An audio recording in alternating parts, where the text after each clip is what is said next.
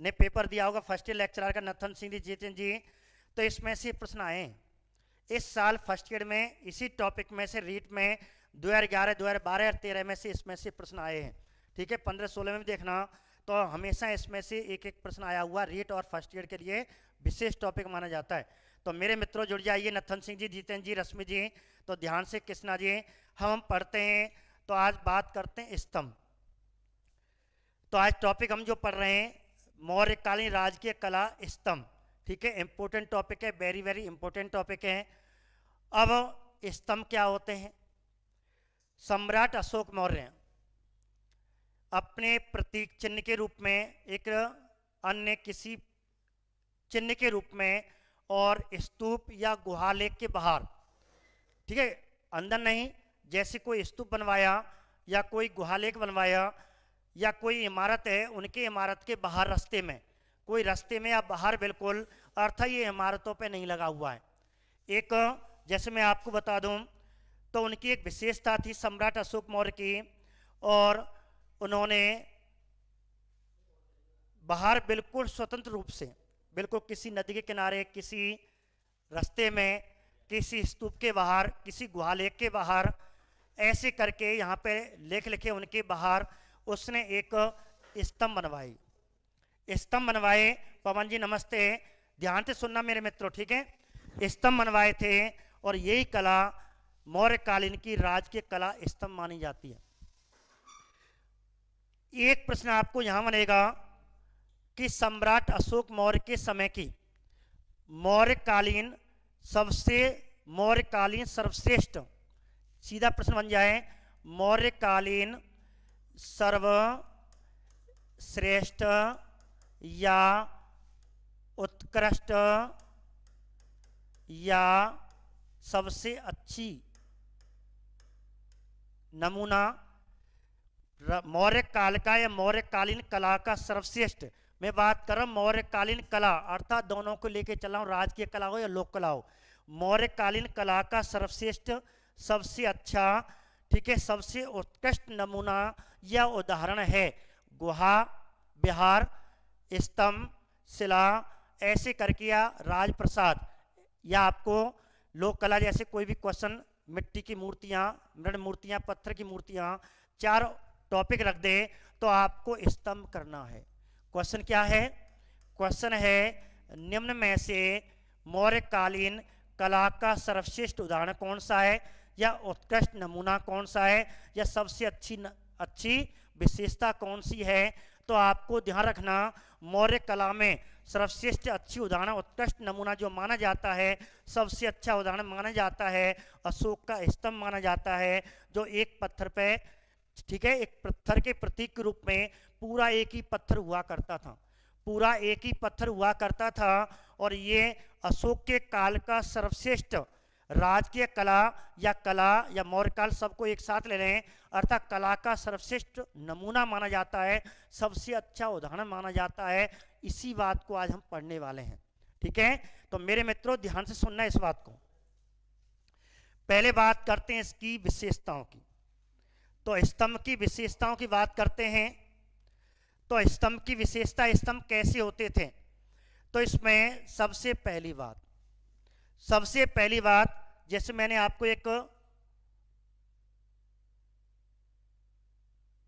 ठीक है, सामान्य एक डायग्राम जैसे कहते हैं, जब नक्शा बनाते, कोई चीज बनाते तो एक नक्शा बना लेते हैं।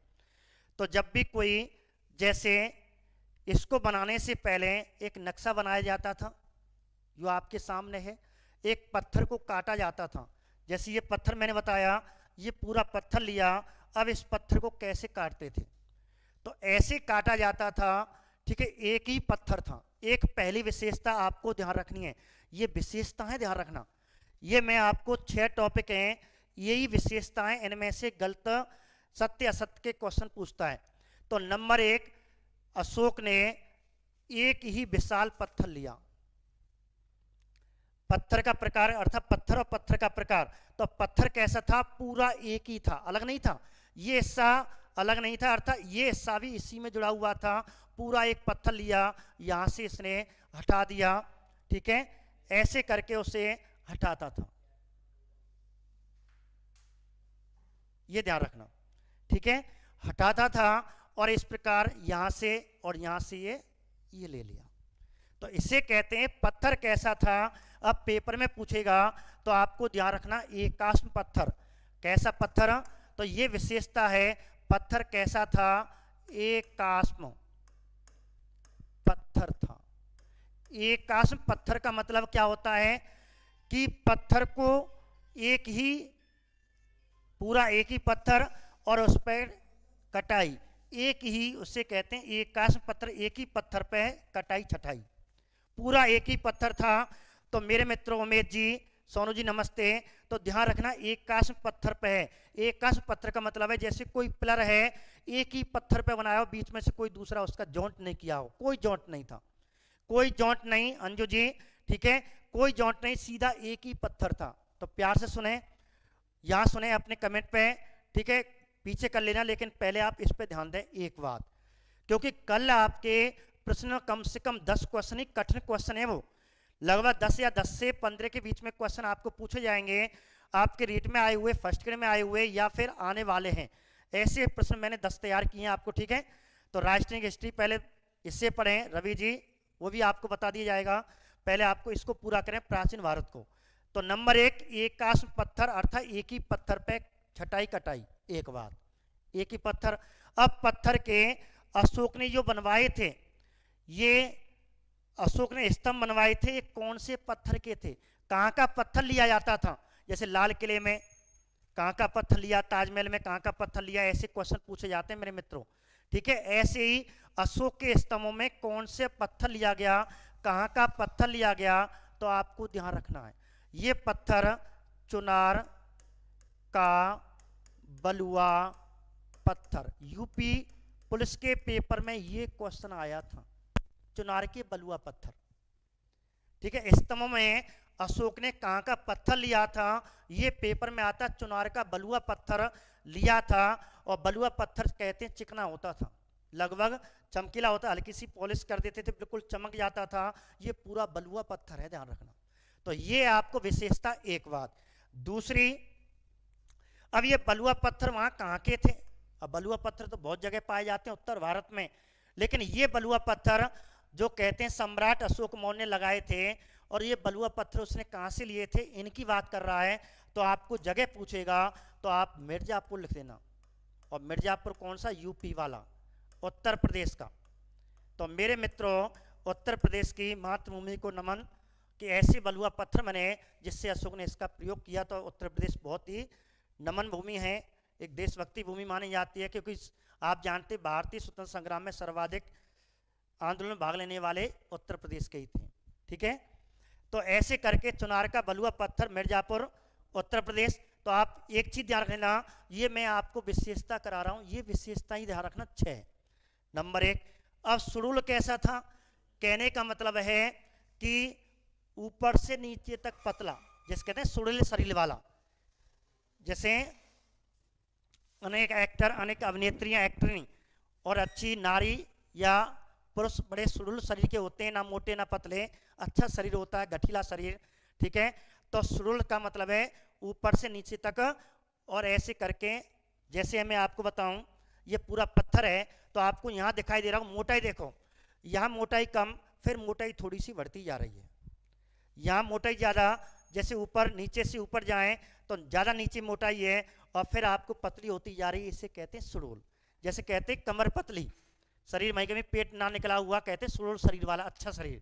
बहुत से पेट निकल रहे हैं, ठीक है, वो सुडुल शरीर नहीं होते, बिल्कुल एक जैसा शरीर होता है, कहते हैं इस प्रकार वही ज़्यादा सुंदर माना जाता है, और इसी प्रकार कहते हैं उसने सुडुल शरीर का लिया। तो ऐसे करके ये आपको ध्यान रखना, ऊपर से नीचे पतला, क्रम से निचले से मोटा, मोटे से पतला, ठीक है। एक बात इसमें सबसे ज़्यादा इंपॉर्टेंट आपका ये है, और इस पे इंपॉर्टेंट ये है, एक बात। दूसरी है लंबाई, लंबाई पूछ नहीं जाती, लेकिन तब भी आप ध्यान रख लेना, इनकी लंबाई जैसे मैं बात कर रहा हूँ लगभग लगभग कोई की बड़ी ऊंचाई में कमी, कोई नीचाई में, कहते हैं इनकी लंबाई में थोड़ा अंतर था, फिक्स लंबाई नहीं थी।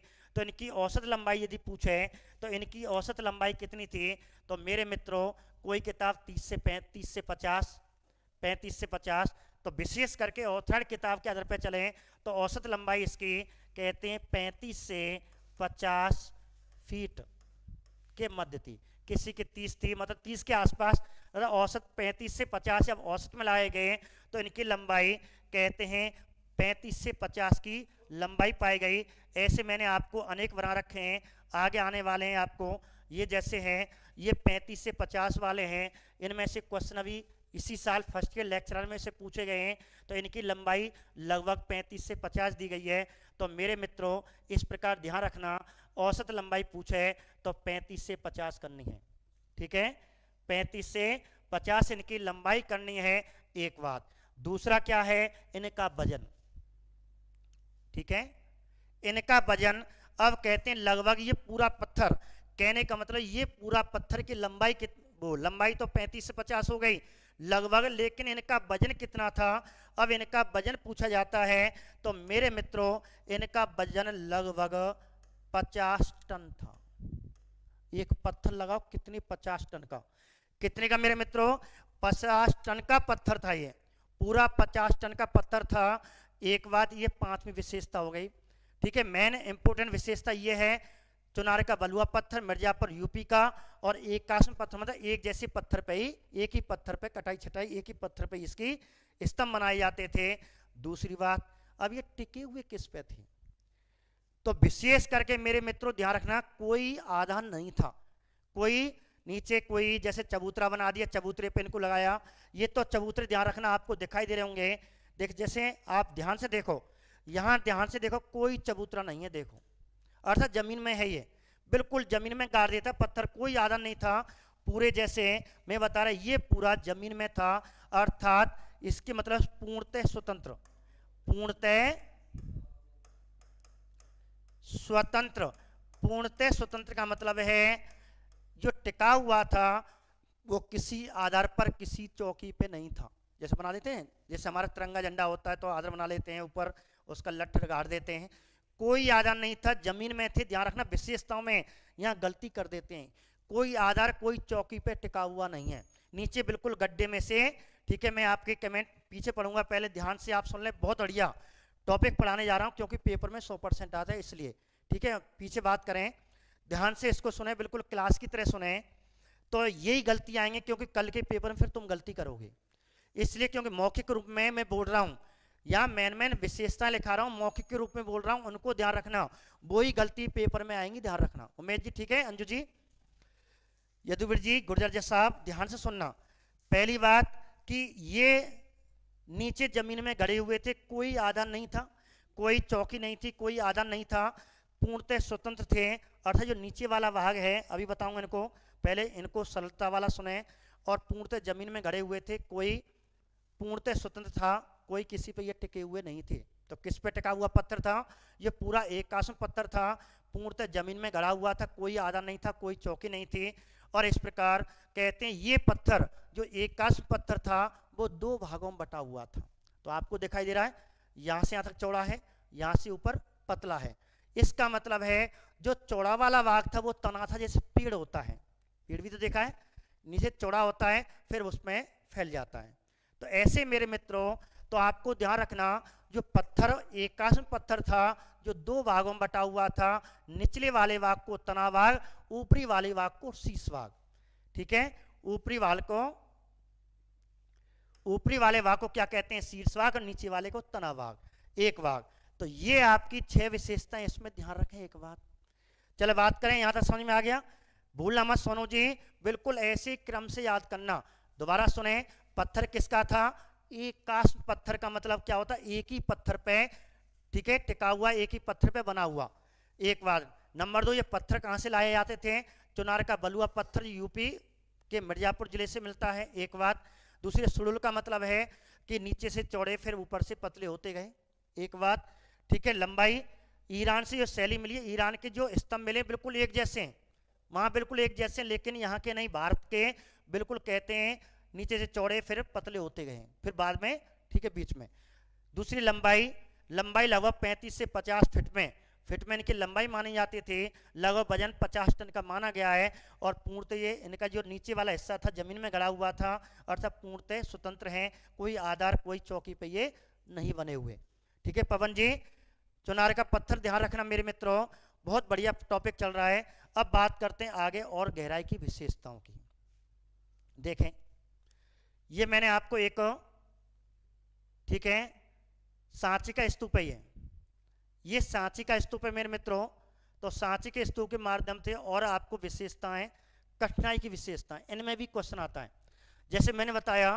ठीक है, अब ध्यान से देखें, जैसे ये वाला मैंने आपको अभी बता रहा था कि एकाश्म पत्थर है, पूरा पूरा पत्थर कैसा है, एकाश्मक है, और ये दो हिस्सों में है। जैसे मैं यहां से आपको बताऊं, अब इसके दो हिस्से कर दिए, यहां से ये वाला हिस्सा, ठीक है, और ये वाला हिस्सा यहां तक जाइए, ये अलग है, और ये नीचे वाला, ये वाला जो है, ठीक है, जैसे मैं अभी बता रहा हूं।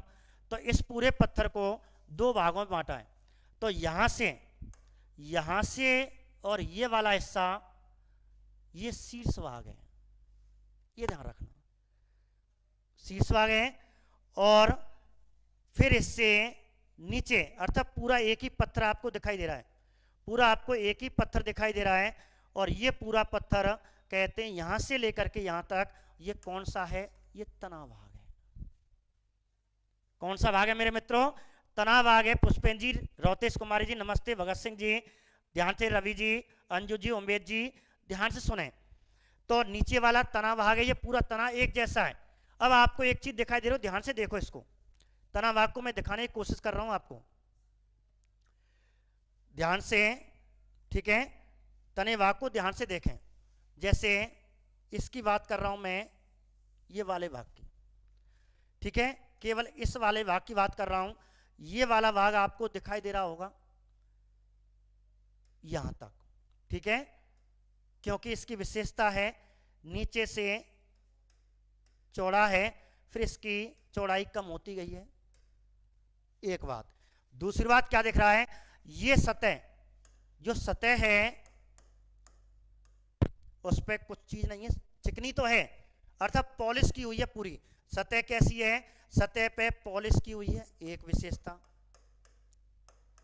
पॉलिशदार, ठीक है, जो आपका पॉलिशदार है, चिकना है, लेकिन आपको कुछ बना हुआ दिखाई नहीं दे रहा है, कोई कुछ बना हुआ नहीं है, लेख युक्त नहीं है, कुछ नहीं लिखा हुआ, पॉलिशदार है, ठीक है, इस पर कुछ नहीं लिखा हुआ। ये चीज आपको ध्यान रखना, ये पेपर में पूछी जाती है। इन पे कोई चीज लिखी हुई नहीं है, कोई अंकित नहीं है, केवल पॉलिश और चमकदार है। जो तना वाला भाग है, इस पे कोई चीज आपको दिखाई नहीं दे रही, एक बात, ठीक है। और इस प्रकार इस भाग को, तना भाग को और क्या कहते हैं, इसे लाट भाग भी कहते हैं, ठीक है, इसे ये वाला भाग कहते हैं लाट भाग में कहलाता है, और इसको यष्टि भाग भी कहते हैं। तो यष्टि भाग कैसे हैं, पॉलिशदार है, लेकिन इन पे कोई कुछ लिखा हुआ नहीं है, एक बात यह है तना भाग। अब बात करते हैं ऊपर वाले भाग की, जो सबसे इंपोर्टेंट है, ये वाला दिखाई दे रहा होगा, ठीक है। अब बात कर रहे हैं ये वाले भाग की, जो हमारा भाग है, देखें ये वाले भाग की हम बात कर रहे हैं, ये वाला भाग है वो शीर्ष भाग कहलाता है, ठीक है, ये वाला भाग शीर्ष भाग है। अब इसमें आपको आकृतियां कौन कौन से, ये चिन्ह प्रतीक चिन्ह है, अब ये ध्यान रखने आपको, थोड़ा इमेज मुझे छोटी करनी पड़ेगी। जैसे ये तो हो गया पूरा तना भाग। अब यहाँ नंबर एक क्रम से ध्यान रखें, नीचे से चलते हैं, नीचे से हम बात करते हैं। जैसे यहाँ से ये तो हो गया तना भाग, अर्थात नीचे से लेकर के और यहाँ तक ये तना भाग है। ये नाम याद करने, कल के पेपर में पूछेंगे, जब आपको मालूम पड़ेगा पेपर में कैसे प्रश्न आता है, ठीक है मेरे मित्रों, ध्यान से सुनना। तो ये तना भाग, दूसरी भाग, जैसे तना भाग खत्म हो गया, जैसे यहां आपको दिखाई दे रहा है ये वाला भाग, ये यहां देखे ध्यान से, ये आकृति पे आपको ध्यान देना, ये वाली नीली वाली जो की है, ये वाला भाग, ये कमल का फूल है। उल्टा घंटा, जैसे घंटी होती है, बहुत बड़ा घंटा होता है हमारे मंदिरों में, तो उल्टा कर देते हैं, ऐसे उल्टा है। और इसके नीचे अर्थात जो आपका तना भाग है, अर्थात यष्टि है या लाट है, उसके बाद आपको ये संरचना दिखाई दे रही होगी। और ये क्या है? तो ये आपको यहां मैंने आपको बताइए मेखला। तो नीचे के बाद अर्थात जो तना भाग है और जो शीर्ष भाग है, उनके बीच में दोनों को जो अलग कर रहा है, अर्थात दोनों के बीच में जो भाग है वो मेखला है, अर्थात केवल ऐसे बनी हुई और कुछ नहीं है। ये मेखला है, एक बात, कोई काम नहीं इनका। अब मेखला के ऊपर क्या है? मेखला के ऊपर है उल्टा कमल का फूल। अब किसका फूल है ये ध्यान रखना, बीजेपी का, भारतीय जनता पार्टी का प्रतीक चिन्ह कमल का फूल। उल्टा है, घंटे नुमा, जैसे घंटे को उल्टा कर देते हैं, ये ध्यान रखना। अधोमुखी कमल है, उल्टा, जैसे कमल न्यो फूल लेते हैं हम, उसे उल्टा कर दें, तो ये ध्यान रखना उल्टा है, एक बात विशेष करके। तो तीसरे नंबर पे क्या? अधोमुखी कमल, जो घंटा के नुमा है, उल्टा घंटा जैसे कर देते हैं, उल्टा कमल का फूल है, एक बात। अब जैसे ये 3 नंबर हो गया। अब जैसे कमल का फूल खत्म हुआ, ठीक है, अब जैसे कमल का फूल खत्म हुआ, उसके बाद आपको यहां ध्यान से आप मैं बता दूंगा, जैसे कंठ होता है, हल्का सा कंठ है, अर्थात जो आपका चौकी है, ये वाली चौकी, जैसे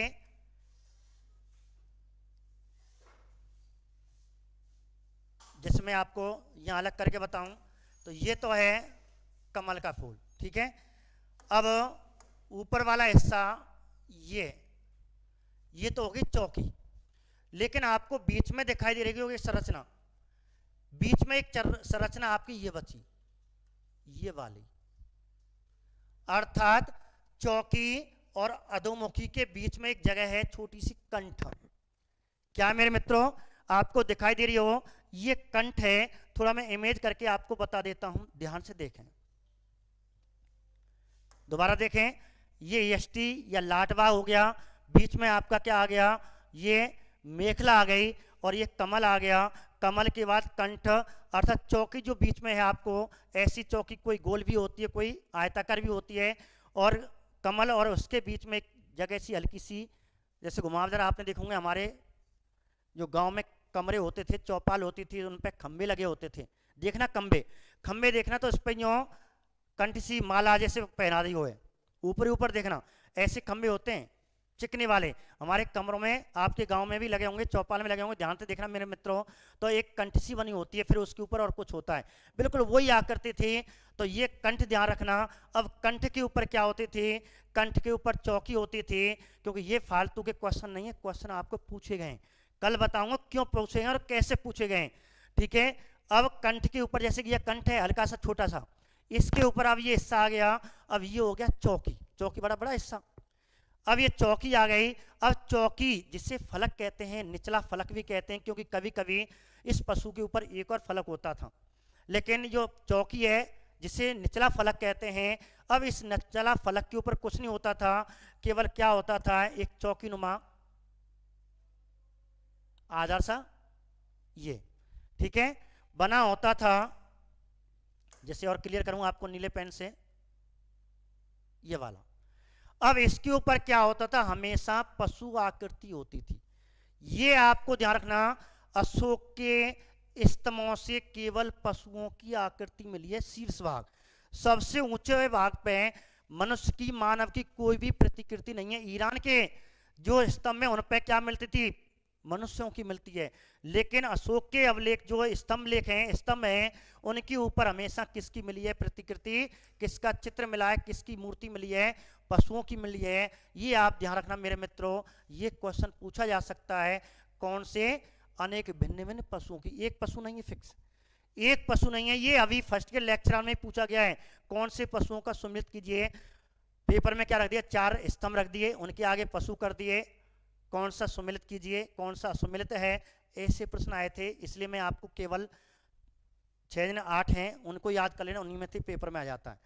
लेकिन कहते हैं लगभग कोई 35 बताया था, फायान ने स्तंभों की संख्या 6 बताई, हैंगसांग ने 15 बताई, और अधिकतर हमारे अन्य विद्वानों ने इसे 30 बताया। कहते हैं 15 तो नष्ट हो गए, 15 हैं, उनमें से आपको 5-6 ही याद करने, बाकी कोई याद नहीं करना, अधिकतर छीण हो गए। ठीक है, एक बात तो ऐसी ध्यान रखना।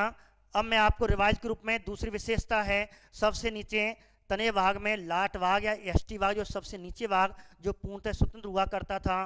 फिर कहते हैं अब इस प्रकार दूसरे नंबर पे मेखला होती थी, उसके बाद जो बिल्कुल घिरनुमा होती थी उल्टा, फिर नंबर 3 पे उल्टा कमल का फूल, उसके ऊपर हल्की सी कंठ हुआ करती थी, उसके बाद चौकी, और चौकी के ऊपर एक पशु का अंकन होता था, एक या एक से अधिक पशुओं का अंकन हो जाता। ठीक है, उषा फौजदार जी नमस्ते हैं। और इस प्रकार कहते हैं, ये आपको क्रम ध्यान रखना, ऊपर से नीचे तक, ठीक है, ऊपर से नीचे क्रम बताइए, ठीक है, नीचे से ऊपर बताइए, ऊपर से नीचे बताइए, तो आपको कुछ भी पूछ सकता है, ऐसे याद रखने हैं। तो तना भाग ये है, और ये शीर्ष भाग में सर्वाधिक आकृतियां मिलती थी, ये पूरा शीर्ष भाग है। एक बात ये तो हो गई आपकी विशेषताएं जो मैंने आपको कराई, ये सब विशेषताएं पहले भाग में और दूसरे भाग में विशेषता। अब बात करते हैं नंबर 3। नंबर 3 में सबसे अशोक का सबसे सर्वश्रेष्ठ स्तंभ का उदाहरण कौन सा है? अशोक का सर्वश्रेष्ठ स्तंभ का उदाहरण है सारनाथ। आपको याद आ गया होगा, भारत का राष्ट्रीय चिन्ह अशोक चिन्ह, जो आपके रीट में 3 बार पेपर, 3 रीट के पेपर में, टेट के पेपरों में, 3 टेट के पेपरों में लगातार इसी में से प्रश्न आया। ठीक है, तो ध्यान रखना तनु जी, तो ध्यान रखो पवन जी, तो इसमें आपको ध्यान रखना सबसे प्रसिद्ध अशोक का स्तंभ कौन सा है, ये पेपर में आएगा। तो आपको सारनाथ स्तंभ करना, क्या करना? सारनाथ स्तंभ। अब ध्यान से देखें, मैं एक को बता रहा हूं, केवल ध्यान से देखो इसको, सारनाथ स्तंभ को ध्यान से देखें। वही पत्थर है, दिखाई दे रहा है सबको? बताइए, सबको दिखाई दे रहा है? रश्मि जी, हाँ, वैशाली यूपी, सारनाथ, आपको सारनाथ की बात कर रहे हैं, वाराणसी यूपी सही है। ठीक है, समाधि भी बताएंगे, अभी आपको सब आ जाएंगे। बस जो आपको समाधि दे रखी है, समाधि दे रखी है, सारनाथ दे रखा है, तो पहले आपको दिखाओ सारनाथ आपको दिखाई दे रहा है या नहीं दिख रहा? साफ दिखाई दे रहा है? चलें बात करें। ठीक है, ये सारनाथ है आपका। अब देखिए, सारनाथ सबसे अलग है। क्यों अलग है? जैसे आप यहां बताएं, जैसे ये तो है, ठीक है, पहला भाग, और ये है दूसरा भाग। दूसरे भाग को क्या कहते हैं? शीर्ष भाग, जो मैंने बताया। ठीक है, पहले भाग को क्या कहते हैं? ये हो गया आपका दूसरा भाग, और ये मैंने तना भाग, तना भाग, यष्टि या लाट भाग, या ठीक है, लाट भाग, यष्टि भाग या लाट भाग भी कहते हैं, ये शीर्ष वाला भाग है। अब आपको देखो, यहां तो ये वही पत्थर आ गया, सतह चिकनी है, लेकिन कोई इस पर लिखा हुआ कुछ नहीं है।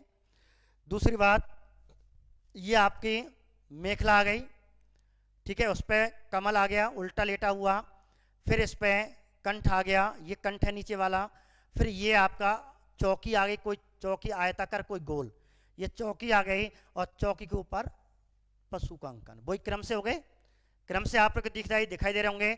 अब लेकिन देखिए, इसमें सबसे बड़ी विशेषता कि सारनाथ स्तंभ से ही अशोक चिन्ह भारत का राष्ट्रीय प्रतीक चिन्ह। तो भारत का राष्ट्रीय प्रतीक चिन्ह कहां से लिया गया है? ये आपको टेट में पूछा गया था, भारत का राष्ट्रीय प्रतीक चिन्ह, ये क्वेश्चन आपको आता है। तो भारत का राष्ट्रीय प्रतीक चिन्ह किस स्तंभ से लिया गया? तो सारनाथ स्तंभ से। सारनाथ कहां पे है? वाराणसी यूपी में। एक बात। दूसरी बात, इसमें क्वेश्चन पूछ सकता है कि सारनाथ स्तंभ में कुल कितने पशुओं का अंकन है? मतलब ऊपर वाले शीर्ष भाग में, जो शीर्ष भाग का सबसे शीर्षम भाग है, यहाँ पशु हुआ करता था, एक पशु। तो यहाँ कितने पशु हैं मेरे मित्रों, बताइए। हाँ, भारत का राष्ट्रीय प्रतीक चिन्ह 26 जनवरी 1950 को अपनाया गया। ठीक है, तो इस राष्ट्रीय प्रतीक चिन्ह जिसे अशोक चिन्ह कहते हैं, इसी को अशोक चिन्ह कहा जाता है। इसलिए सारनाथ स्तंभ को अशोक स्तंभ कहते हैं, सारनाथ स्तंभ को अशोक, ठीक है, स्तंभ के नाम से जानते हैं कि यहीं से भारत का राष्ट्रीय प्रतीक चिन्ह लिया है। एक बात, अब इसमें आपको दिखाई दे रहे होंगे ये 4 शेर हैं, लगाई दी आपको 1 2 3 दिखाई दे रहे होंगे, लेकिन एक पीछे जो दिखाई नहीं देता सीधे, यदि हम देखें एक दिशा में देखें तो आपको केवल 3 दिखाई देंगे, लेकिन एक पीछे है। इस प्रकार 4 शेर हैं जो एक दूसरे के पीठ किए हुए बैठे हुए हैं, एक दूसरे के पीठ का पीछा करते हुए बैठे हुए हैं। तो सिंहों की संख्या पूछे तो ये सिंहों की कुल संख्या कितनी है? 4 सिंह एक साथ 4 सिंह, एक ध्यान रखना। एक बात अब एक चीज और विशेष देखो, इसमें क्या है, वर्तमान में कहते हैं ऊपर एक, यहां भी आपको क्या दिखाई दे रहा है? चक्र दिखाई दे रहा है, यहां भी आपको चक्र दिखाई दे रहा है। ये चक्र कितने थे? सारनाथ स्तंभ में कुल चक्रों की संख्या कितनी थी, कोई बताएगा? सारनाथ स्तंभ में कुल चक्रों की संख्या कितनी थी, कोई बताएगा? इस क्वेश्चन को मुझे जवाब दें। सारनाथ स्तंभ में कुल चक्रों की संख्या, ऑप्शन पूछोगे मुझे मालूम है। सारनाथ स्तंभ में चक्रों की संख्या पूछ रहा हूं, कुल चक्रों की संख्या कितनी थी? पूरे स्तंभ की बात कर रहा हूं, ठीक है, तना भाग से शीर्ष भाग तक की बात कर रहा हूं, ठीक है। तो कुल चक्रों की संख्या ऑप्शन में, जैसे मैंने ऑप्शन दिया 1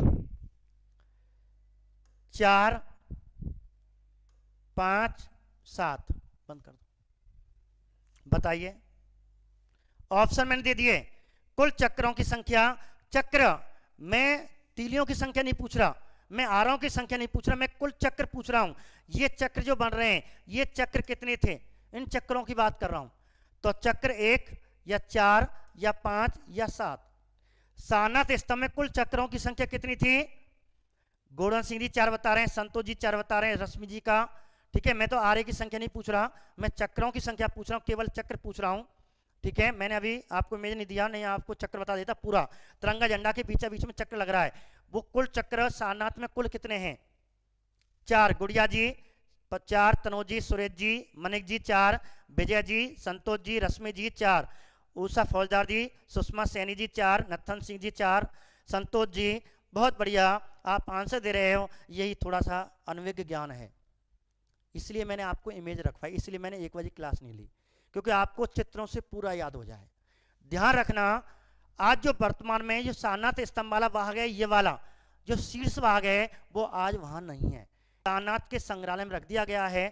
क्योंकि पहले कुछ विदेशी आए थे, कुछ उन्होंने इसे तोड़ दिया, लेकिन जब अभिलेखों मालूम पड़ा, इसमें नीचे अभिलेख कहते हैं, अभिलेख लिखा हुआ है पास में ही, और इस अभिलेख के आधार पर कहते हैं इसमें 5 हैं। आपने पढ़ा 34, 24 और 32, ये का चक्कर का है, पेपर में फर्स्ट ईयर में पूछा है। अभी धर्म महाचक्र में कुल आरोहों की संख्या फर्स्ट ईयर में पूछी है, धर्म महाचक्र में कुल आरोहों की संख्या पूछी है, अर्थात तीलियों की संख्या पूछी है। फर्स्ट ईयर लेक्चरर की बात कर रहा हूं, ठीक है। तो अमित जी ध्यान रखना, जितने मेरे मित्र हैं 5 चक्र हैं, जिसमें एक बड़ा चक्र है और 4 छोटे छोटे हैं। तो ये 4 तो यहां है नीचे की ओर, अर्थात जो आपके ये कंठ है, कंठ से ऊपर जो आपकी क्या है, ये चौकी है, ये फलक है। इस फलक में चारों दिशाओं में 4 चक्र हैं, 4 तो ये हो गए, और एक चक्र कहां था? एक यहां था चक्र,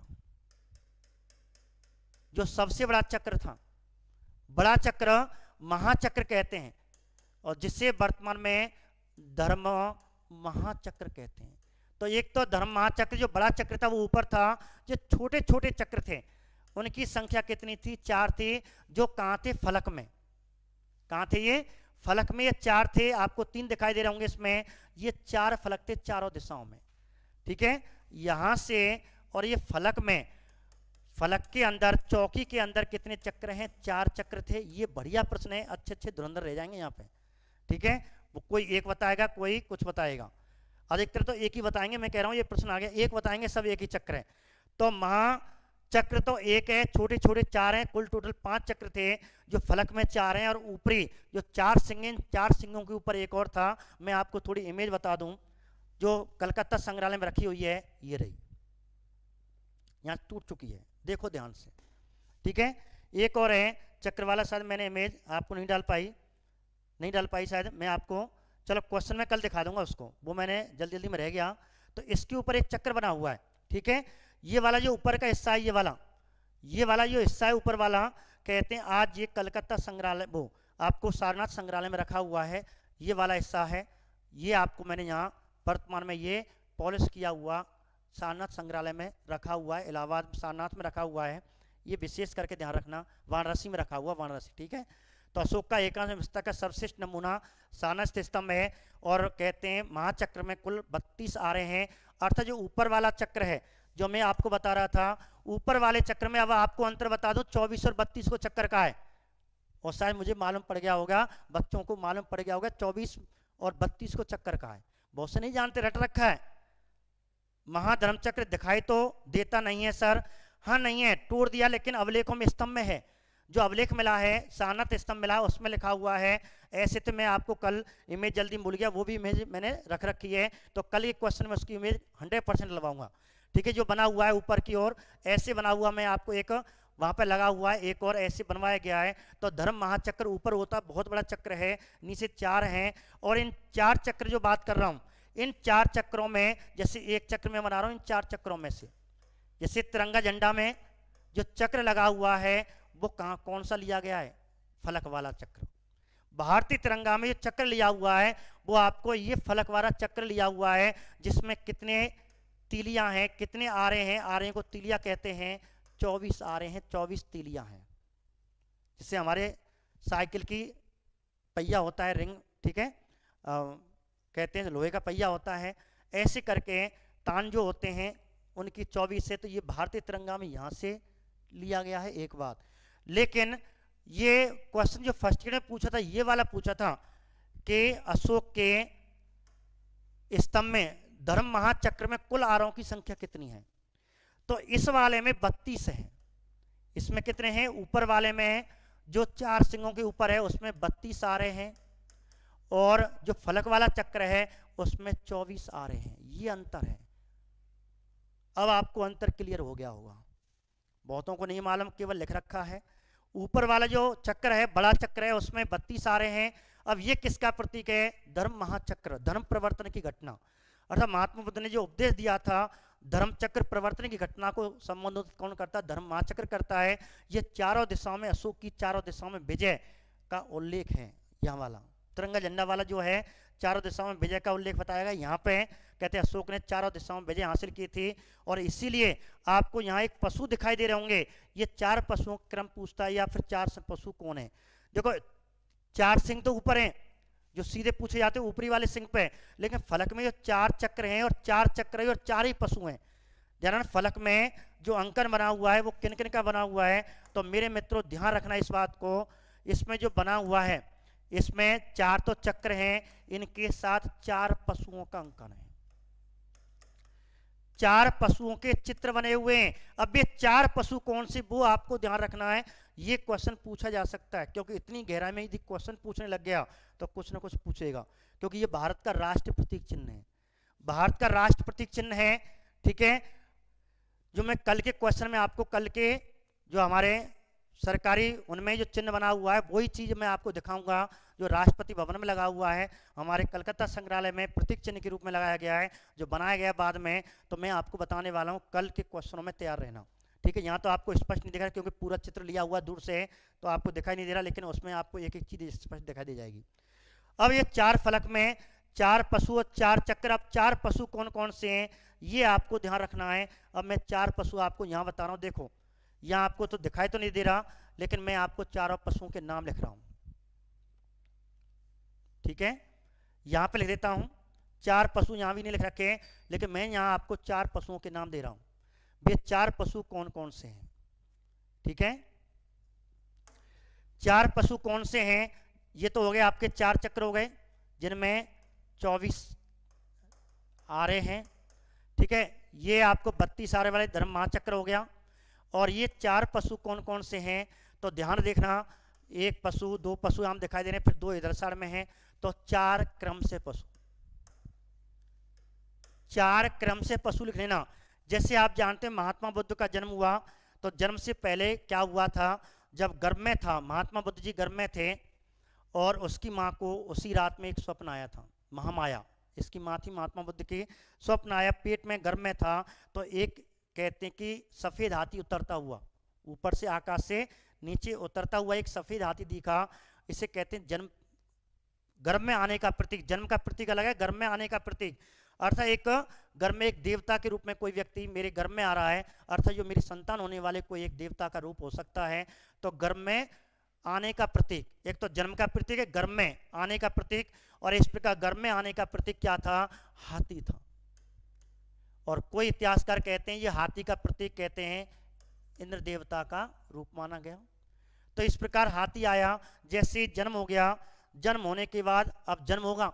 अब जन्म होने के बाद कहते हैं अब जन्म का प्रतीक क्या बताया गया है? वृषभ बताया गया है। तो ये दूसरा चित्र किसका है? बैल। कभी कभी पेपर में वृषभ ना बैल या सांड दे देते हैं, तो ध्यान रखना, अधिकतर है वृषभ भी देंगे, वृषभ नहीं बैल मिलेगा, सांड मिलेगा। तो आपको ये यहाँ दिखाई दे रहा है, ये तो दे रहा है, ये सांड है, ठीक है, यहाँ आपको सांड दिखाई दे रहा है।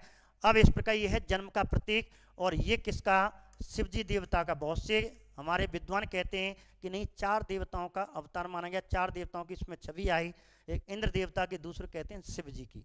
तो ये तो अपने अपने मत हैं, लेकिन इस प्रकार जन्म का प्रतीक क्या होगा? वृषभ। गर्भ में आने का प्रतीक हाथी, गर्भ में आने का हाथी, और जन्म का प्रतीक हो गया वृषभ। अब जन्म ले लिया, अब कहते हैं यहाँ बाद में उसे साधु संतों में और घर से भागेगा, सत्य के ज्ञान के लिए घर से भागेगा, और एक घोड़े पे बैठ करके भागा था, उसके घोड़े का नाम था कंठक।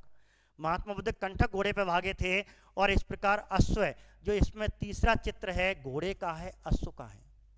इसमें इस फलक में जो तीसरा चित्र घोड़े का है, और घोड़े को किसका बताया गया? सूर्य देवता का वाहन बताया गया है। तो कहते हैं सूर्य का आह्वान भी बताया गया इसमें। बहुत से अश्व को सूर्य का प्रतीक बताना, सूर्य का प्रतीक में इसमें आया।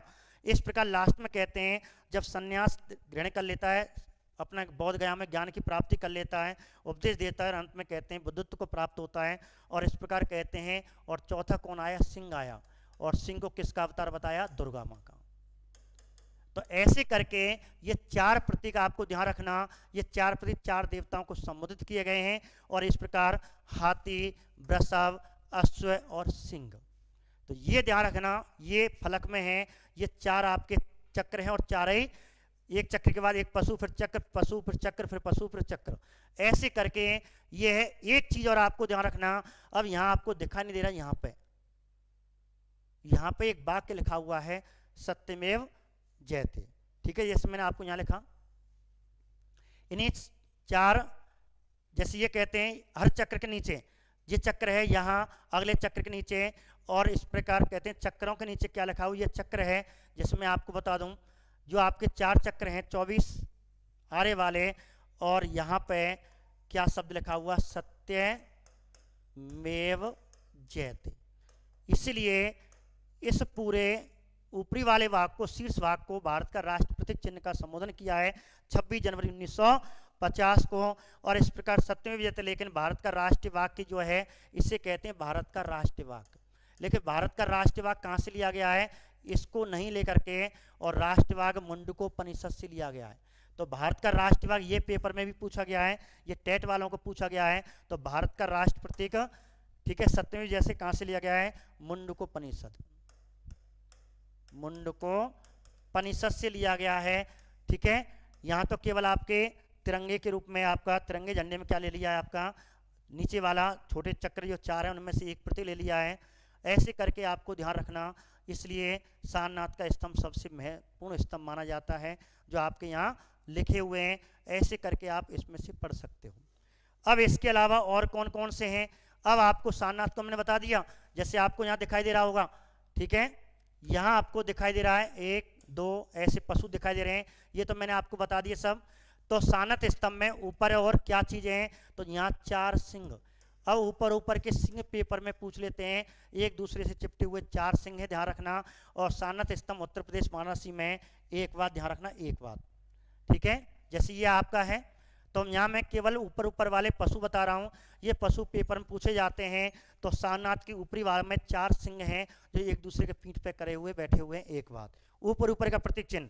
ऐसे ही आपको ये पूछे, ये कौन है? सांची, ठीक है, सांची का पूछे। आपको सांची का पूछे तो सांची कहाँ है, मध्य प्रदेश में है। और ये भी कहते हैं सांची स्तूप के नाम से, वो सांची स्तंभ के नाम से है। और यहाँ भी कहते हैं, आपको ध्यान से यहाँ दिखाई नहीं दे रहा होगा, यहाँ भी आप देखें तो ध्यान से देखें, यहाँ भी क्या बने हुए हैं, 4 सिंह हैं। यहाँ भी 2 जगह पे आपको विशेष करके सारनाथ और सांची में 4 सिंह मिले हैं। ठीक है रश्मि जी, ठीक है। तो रायसेन में, एमपी में, तो सांची मध्य प्रदेश आपको है 4 सिंह बने हुए हैं, बस इतना याद करना है, बाकी आपको ज्यादा याद इसमें नहीं करना है। दोबारा देखें, ये दोनों को ऐसे याद कर लेना, 4 सिंह है दोनों में क्या है, 4 सिंह हैं। आपको केवल राज्य याद करना है, इसमें केवल राज्य याद करना है। और पशु, ऊपरी पशु किनका प्रतीक चिन्ह है, 4 सिंहों का है, तो आपको 4 सिंह याद करने हैं। ठीक है, 4 सिंह, इन दोनों में 4 सिंह हैं ऊपरी भाग। इसके बाद आपके रामपुरवा, ये पेपर में टेट में 2011 में पूछा गया है। टेट 2011 में ये क्वेश्चन आया था, सीधा क्वेश्चन आया था, वृषभ अंकित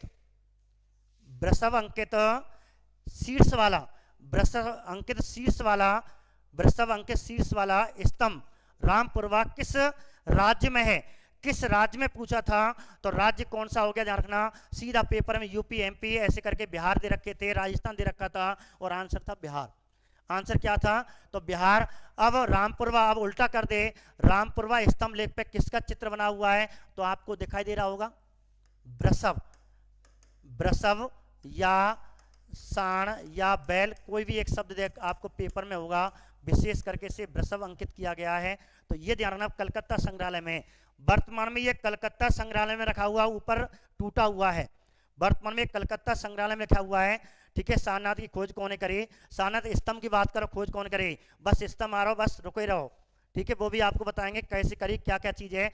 अब यहाँ बात कर रहे हैं स्तंभों की, मांग करेंगे सारनाथ स्तंभ लेख की बात करो। टॉयलेट, ठीक है, रॉयलर और टॉयलेट, बहुत से टॉयलर रॉयलर के अंतर है। तो टॉयलेट नहीं है, बहुत से टॉयलेट कर दें, टॉयलर भी नहीं है, वो रॉयसेन है, रायसेन या टॉयसेन, कल बताएंगे इसका नाम। ठीक है, अधिकतर किताबों में इसका टॉयलेट नाम दे रखा है, तो वो नहीं है। तो आप सारनाथ की खोज कह रहे हैं, तो मैंने आपको बता दी होलकर जी, तो बात करेंगे, यहाँ तो केवल इसकी बात करें, समय का अभाव है। तो इस प्रकार ये कलकत्ता संग्रहालय में रखा हुआ है, ये क्वेश्चन आपको, ठीक है, पूछ सकते हैं। वर्तमान में ये आपका जो स्तंभ है वो कहाँ रखा हुआ, कलकत्ता संग्रहालय में रखा हुआ है, जो आपको कलकत्ता संग्रहालय के मेन गेट पर रखा हुआ है। ये पेपर में भी पूछा गया एक बार, वर्तमान में कहाँ रखा हुआ, कलकत्ता ऑर्टेल, हाँ आर्टेल ऑर्टेल रॉयल, नाम बताऊंगा प्रतीक आपको। ये हो गए 3। अब आपको चौथा, 3 हुए, चौथा कहाँ गया, चलो गलती हो गई नाम में। अब बात करते हैं, अब देखो इसकी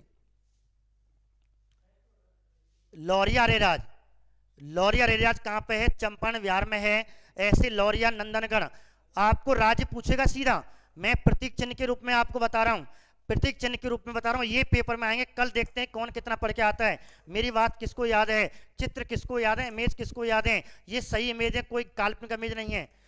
ये ऊपर वाला हिस्सा वर्तमान में गायब है। तो आपको याद आया, लौरिया अरेराज कौन से राज्य में है, चंपारण जिला है बिहार में। तो आपको राज्य पूछेगा, बिहार में है। अब इस पे जो ऊपर वाला पशु का अंकन है, इस पशु का कौन सा चित्र है, तो अनेक इतिहासकार लिखते हैं इसके ऊपर गरुड़ का चित्र था, आज नहीं है उसके ऊपर, लेकिन अनेक इतिहासकार इसे गरुड़ का चित्र बताते हैं। तो लौरिया अरेराज पे किसका पशु का अंकन है, गरुड़ का अंकन है, कौन से राज्य में है, बिहार में, बस इतना याद कर लेना। ठीक है, अब देखो छठे की बात करते हैं, लौरिया नंदनगढ़ बिहार चंपारण में ही है, यहीं पे है। अब आपको क्या दिखाई दे रहा है, यहां आपको क्या दिखाई दे रहा है, इस पे शेर है, ये अंतर याद रखना बस। इस पे जो पशु का अंकन है वो शेर अर्थात सिंह है, उस पे क्या है, लौरिया। ठीक है, पहले वाले पे क्या है, लौरिया अरेराज पे कहते हैं, उस पे क्या लिखा हुआ है, उस पे गरुड़ का प्रतीक चिन्ह है। इस पे नंदनगढ़, नंदन ना और नंदगढ़ लिख गया, नंदनगढ़ कर लेना। लौरिया नंदनगढ़ बिहार में है, चंपारण जिले में पड़ता है। उसके ऊपर जो पशु का चित्र है वो शेर का है, बैठा हुआ शेर है, उसमें दहाड़ता हुआ शेर है सारनाथ में और सांची में, इसमें बैठा हुआ शेर, ध्यान रख लेना एक बात। फिर है आपको वैशाली, वैशाली में आपको दिखा दे रहा है, इसमें भी शेर है। ठीक है, इसमें भी बैठा हुआ शेर है, बिल्कुल ये इमेज है जो आपको वैशाली बिहार में लगी हुई है। ठीक है, एक बात ऐसी याद कर लेना, तो आपको प्रतीक चिन्ह के रूप में आपको यहाँ पे ये प्रतीक चिन्ह पशु पूछते हैं, ये भी सिंह है, ये भी शेर है, केवल एक, संख्या में भी केवल एक ही है, ध्यान रखना। फिर बात करते हैं नीचे आपका कौशाम्बी, यहाँ भी आपको एक शेर बैठा हुआ है, यहाँ भी क्या है प्रतीक चिन्ह, किससे नहीं मिला, किससे शेर का प्रतीक चिन्ह नहीं मिला, ऐसे पूछ लेते हैं।